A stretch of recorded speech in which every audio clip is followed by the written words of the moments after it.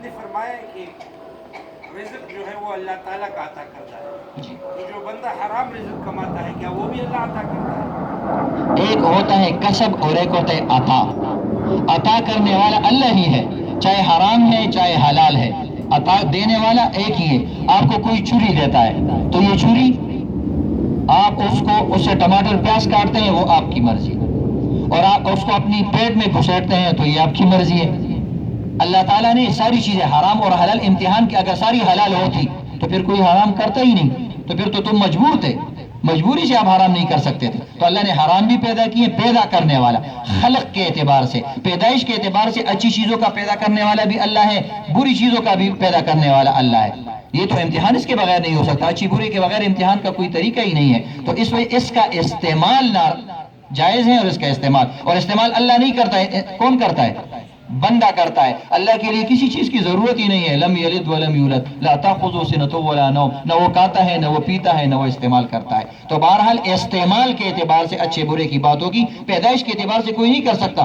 ایک آدمی نے کسی کو چھری ماری اور اس کی جو عام پٹھان ہوتے ہیں وہ خدے دی غر کی دا سڑے چدا چاڑی پیدا کرے دا زمازوی دے چاڑ دا سمٹ. تو ہم اس کو کہیں گے بھائی آپ کو یہ چھری سنبھال کے رکھنی چاہیے تھی، یہ تو ٹماٹر پیاز اور گوشت کاٹنے کی بھی کام ہے. جی کہتے ہیں سر کہ جب رزق اللہ دیتا ہے اور اللہ کی طرف سے ہے، تو یہ بعض ممالک میں یہ بعض بچے جو ہے 5-6 سال کے یہ بھوک سے مر جاتے ہیں. کیا کہتے ہیں؟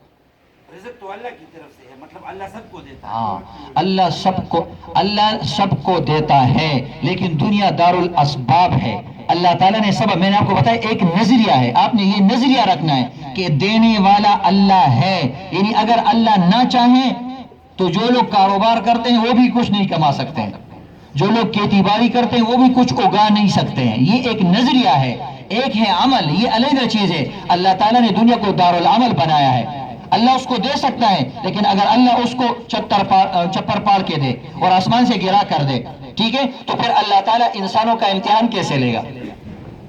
تو اللہ اس کو نہیں دیتا، وہ مر گیا تو ہم سب گناہگار ہیں. اگر انسان بھوک کی وجہ سے مر گیا، اللہ اس کو کھلا سکتا ہے، کیونکہ ماں کے پیٹ میں کون کھلاتا ہے، کس طریقے سے کھلاتا ہے. ہم جب کہیں جاتے ہیں نا تو پہلے سے اس کے لیے انتظامات کرتے ہیں، یہ چیزیں جمع کرو، یہ چیزیں جمع کرو. اللہ تعالیٰ نے انسان کو پیدا بھی نہیں کیا ہوا ہوتا ہے، ماں کے بدن میں اس کا خوراک پیدا کیا ہوا ہوتا ہے. تو اس وجہ سے یہ ہمارا امتحان ہے. اللہ نے دنیا کو دار الاسباب بنایا ہے. اگر اللہ اس کو کھلائے تو پھر تمہیں عذاب دے گا. پھر اب تم یہ کہہ سکتے ہو کہ یا اللہ تو نے اس کو کھلایا، میں تو جانے والا تھا لیکن تو نے کھلایا، ابھی میں کیا کروں؟ تو تمہارا امتحان نہیں ہوتا، تمہیں دیکھتا ہے کون اس کو کھلاتا ہے کون اس کو نہیں کھلاتا. جی بس اللہم صلی علی محمد.